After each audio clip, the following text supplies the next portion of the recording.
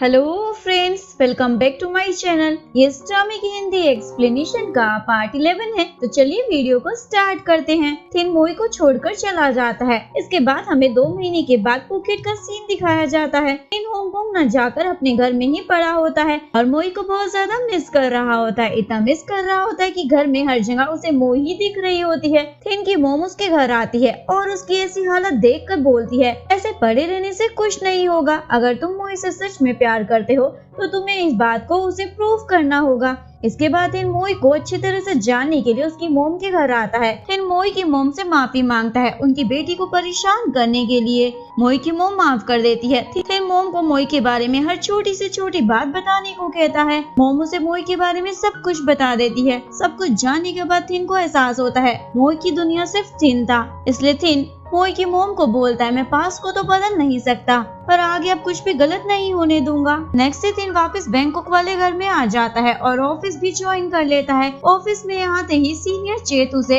एक नई सिटी में प्रोजेक्ट का काम देखने के लिए जाने को कहता है, जिसके लिए थिन मान जाता है। थिन बस से उस सिटी में जा रहा होता है। मोई भी उसी बस में चढ़ती है पर दोनों एक दूसरे को देखते नहीं। जब थिन अपने स्टॉप पर उतर जाता है तो उसे मोई दिखती है। थिन उसे चिल्लाकर आवाज देता है पर मोई नहीं सुनती। तो थिन को लगता है वो मोई नहीं हो सकती क्योंकि मोई तो पढ़ने के लिए अब्रॉड गई हुई है, तो यहाँ कैसे हो सकती है। इसलिए थिन इस बात को इग्नोर कर वहाँ से चला जाता है। लेकिन मोई अब्रॉड न जाकर उस सिटी में शिफ्ट हो गई होती है। मोई छुप कर क्यों रह रही होती है ये हमें कहानी में आगे पता चलेगा। दूसरी ओर थिन की मोम मोई की मोम से उनके घर मिलने आती है पर घर पर तो ताला लगा होता है। तो थिन की मोम उन्हें कॉल कर पूछती है कि वो कहाँ हैं। मोई की मोम फोन उठा लेती है। पीछे से मोई अपनी मदर को बुलाती है। थिन की मदर फोन पर मोई की आवाज सुन लेती है। मोई की मोम फटाफट से कॉल काट देती है। थिन की मोम को डाउट होता है मोई यहाँ कैसे हो सकती है, वो तो पढ़ाई के लिए अब्रॉड गई है। थिन की मोम अपने आदमी को उनके बारे में पता करने को कहती है। दूसरी ओर थिन एक दिन मोई को बस में चढ़ता हुआ देख लेता है पर बस में बहुत ज्यादा भीड़ होने से थिन मोई को रोक नहीं पाता। थिन ऑफिस पहुंचकर अपने दोस्तों को इस बारे में बताता है और उन्हें मोई को ढूंढने को भी कहता है। फ्रेंड्स बताते हैं हम उसे कैसे ढूंढे, उसने तो हम सबको ब्लॉक कर रखा है। थिन सोचता लगता है मुझे ही सब कुछ पता लगाना होगा। Next day thin bus stand पर पहुंच जाता है टोपी वोपी लगाकर ताकि मोई उसे पहचान ना सके।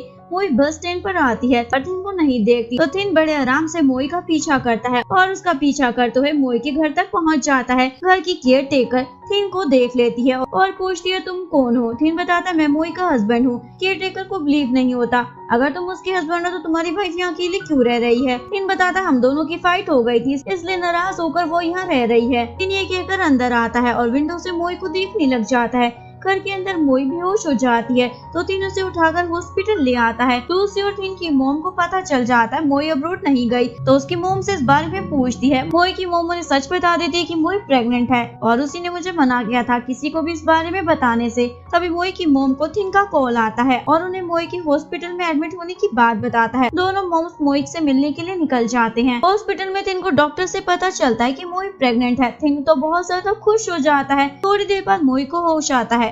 थिन उसके सामने खड़ा होता है। मोई उसे देखकर वहाँ से जाने लगती है तो थिन उसे रोकता है। मोई बोलती मैं यहाँ रुक जाऊंगी पर तुम्हें यहाँ से जाना होगा। थिन बोलता मैं तुम्हें छोड़कर नहीं जाना चाहता, तुम्हारे साथ रहकर तुम्हारा ध्यान रखना चाहता हूँ, इसलिए अब मैं तुम्हें खुद से दूर नहीं जाने दूंगा। मोई बोलती है एक बार के लिए क्या तुम मेरी बात मान नहीं सकते? अगर आज तुम मुझे नहीं देखने आते तो तुम्हें कभी नहीं पता चलता मेरी प्रेगनेंसी के बारे में। तुम्हें तो लगता मैं अब्रॉड में हूँ। थिन पूछता तुमने मुझे बताया क्यों नहीं कि तुम प्रेग्नेंट हो। मोई बताती है मैं अब्रॉड जाकर पढ़ना चाहती थी, तुम्हें टाइम देना चाहती थी ताकि तुम डिसाइड कर लो कि तुम मेरे साथ रहना चाहते हो या नहीं, पर तुम तो उसी वक्त मुझे छोड़कर चले गए। ऊपर से डिवोर्स के पेपर भी साइन कर दे गए और साथ ही कंडीशन भी लगा दी कि हम दोनों कभी नहीं मिलेंगे। थिन उसे हक कर सॉरी बोलता है। मोई बोलते हैं हम एक दूसरे से मिलना नहीं चाहिए और ये जानना चाहिए कि अभी भी हम एक दूसरे से प्यार करते हैं या नहीं। साथ ही मोई थिन को प्रॉमिस करने को बोलती है कि वो दोबारा उससे मिलने नहीं आएगा पर थिन बिना कुछ कहे वहाँ से चला जाता है। दोनों की मदर भी मोई से मिलने आ जाती है। थिन की मोम मोई को उनके साथ घर चलने को कहती है पर मोई उनके साथ जाने से मना कर देती है।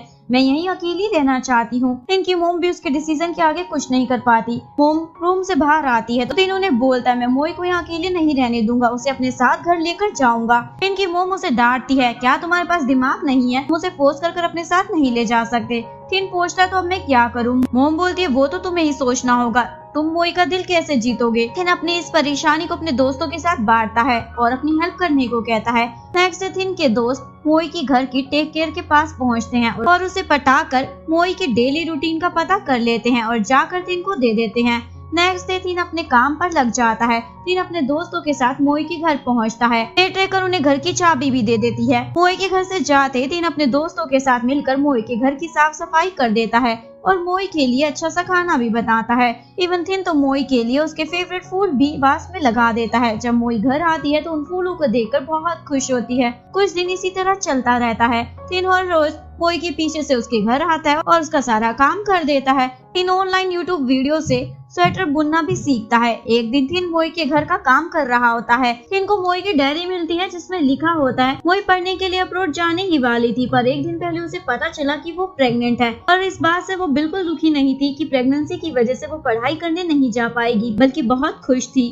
थिन ये सब जानकर रोने लग जाता है। उसी दौरान मोई घर में वापस आ जाती है अपना फोन लेने। थिन उसे देखकर सोफे के पीछे छुप जाता है और केयर टेकर को मैसेज कर वहाँ बुलाता है। केयर टेकर वहाँ आती है और मोई को उसका फोन देकर फटाफट से उसे वहाँ से भगा देती है। थिन पकड़े जाने से बच जाता है। एक दिन मोई अपने बच्चे के लिए ऊन की कैप बुन रही होती है तो उस कैप को देखकर उसे डाउट होता है क्योंकि उसने उसे इतना ज्यादा बुना नहीं था। नेक्स्ट डे मोई सीसीटीवी कैमरे से देख लेती है कि थिन पीछे से उसके घर में आकर सारा काम करता है। तो मोई घर आकर थिन पर चिल्लाने लग जाती है और उसे वहाँ से तुरंत जाने को बोलती है। थिन बोलता है मैं नहीं जाऊंगा, इवन अब से मैं तुम्हारे साथ रहूंगा, जहाँ तुम और बेबी रहोगे वहीं मैं रहूंगा। मोई पुलिस को बुलाने की धमकी देती है।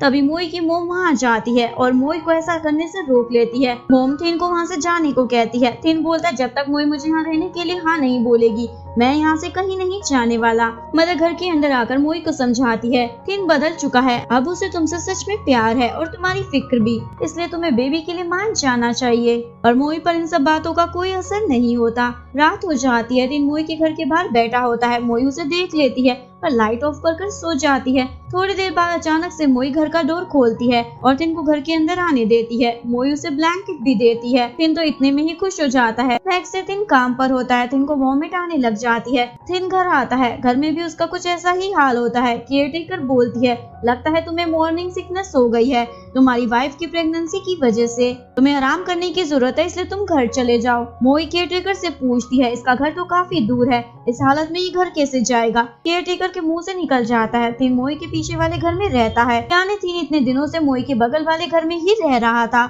मोई तो ये सुनकर शौक ही हो जाती है। नेक्स्ट डे थिन मोई के लिए खाना लेकर आता है पर मोई को थिन के पास आते ही वोमिट आने लग जाती है तो मोई अंदर जाती है। थिन भी उसके पीछे आता है। मोई को थिन की शक्ल देखकर फिर से वोमिट आने लग जाती है तो मोई उसे घर से बाहर ही निकाल देती है। नेक्स्ट डे थिन अपने मुंह पर मास्क लगाकर मोई के लिए खाना लेकर आता है। मोई पूछती है मास्क क्यों लगाया है।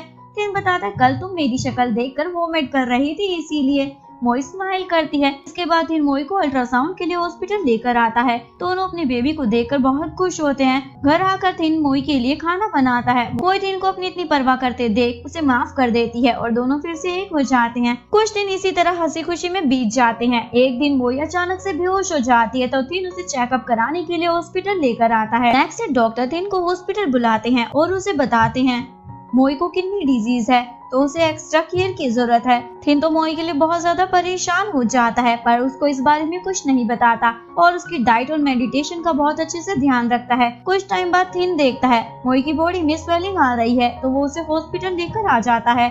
डॉक्टर बताता है मोई को हाई ब्लड प्रेशर की वजह से ये हो रहा है तो मोई को हॉस्पिटल एडमिट कराने की जरूरत है। अगर हमने देर की तो बच्चे और माँ दोनों की जान खतरे में पड़ जाएगी। इसके बाद मोई को हॉस्पिटलाइज कर दिया जाता है पर थिन ने अभी भी मोई को उसके किडनी डिजीज के बारे में नहीं बताया था। डॉक्टर थिन को बताता अगर टाइम रहते मोई की किडनी ट्रांसप्लांट नहीं की गई तो हो सकता है किडनी फेल भी हो जाए। थिन और ये सब हैंडल नहीं कर पा रहा होता तो अपनी मोम को वहाँ बुला लेता है और उनके साथ मिलकर मोई को सब कुछ बता देता है। फाइनली मोई का डिलीवरी डे आता है और उसके ट्विंस बेबी होते हैं और अभी मोई की किडनी सर्जरी होनी बाकी होती है तो थिन अपनी ही किडनी मोई को दे देता है। सर्जरी सक्सेसफुल होती है पर मोई को पता नहीं होता जिसने उसे किडनी दी है वो थिन है। सर्जरी के बाद जैसे ही मोई होश में आती है उसे फोन में थिन के कुछ वॉइस मैसेज मिलते हैं, जिसमें थिन मोई को बताता है तुम्हें लगता है तुमने मुझे पहले पसंद किया, पर वो मैं हूँ जिसने तुम्हें पहले पसंद किया, वो भी तुम्हारा फेस देखे बिना। थिन ने मोई का first time face graduation day वाले दिन देखा था, तो उस दिन मोई के लिए गिफ्ट भी लाया था, पर मोई बिना गिफ्ट लिए ही भाग गई, इसलिए थिन ने उसके घर ही गिफ्ट भेज दिया था। थिन ने मोई को अपनी और बेबी की एक वीडियो भी शूट कर भेजी होती है, जिसे देखकर मोई बहुत खुश होती है। थिन वॉइस मैसेज के थ्रू मोई को शादी के लिए भी प्रपोज करता है। मोई रोते हुए थिन के रूम में पहुंचती है और पूछती है तुमने मुझे इतने सारे मैसेज क्यों भेजे। थिन सॉरी बोलता है। मोई बोलती है मैं तुमसे नाराज हूँ क्योंकि तुमने मुझे पहले सच्चाई नहीं बताई। थिन पूछता है तुम्हारा जवाब क्या है। मोई बोलती है मेरा जवाब हमेशा से हाँ ही था। इसके बाद दोनों की शादी वाला दिन होता है। थिन के फ्रेंड्स उसे आकर बताते हैं कोप आया था और वो मुझसे मोई के बारे में पूछ रहा था और मोई को ढूंढने निकल गया है। थिन सभी को कार में बैठने को कहता है और वेडिंग वेन्यू पर पहुँचता है। मोई के फ्रेंड्स उसे कांग्रेचुलेशन बोलने आए होते हैं। वहाँ आकर कोप से पूछता है तुम यहाँ क्या करने आए हो, क्या मैंने मोई को परेशान किया है जो उसे मिलने चले आए। कोप बोलता है मैं तो कांग्रेचुलेशन करने आया था। लेकिन उसे सॉरी बोलता है गलत समझने के लिए। कोप बोलता है मुझे यकीन है तुम मोई का बहुत अच्छे से ध्यान रखोगे। दोनों हैंडशेक करके अपना झगड़ा खत्म कर देते हैं। फाइनली थिन और मोई शादी कर लेते हैं और शादी के बाद दोनों उस टेम्पल जाते हैं जहाँ मोई ने मन्नत मांगी थी। अगर थिन उसके प्यार में पड़ जाएगा तो वो वहाँ जरूर आएगी। मोई गॉड को शुक्रिया अदा करती है थिन को उसके प्यार में डालने के लिए। और यहीं पर इस कहानी का डी एंड हो जाता है। अगर आपको वीडियो अच्छी लगी हो तो प्लीज वीडियो को लाइक करें, चैनल को सब्सक्राइब करें, तो अपडेट्स के लिए बेल आइकन का बटन प्रेस करें। मिलते हैं नेक्स्ट वीडियो के साथ, तब तक के लिए सारंगे। Bye bye.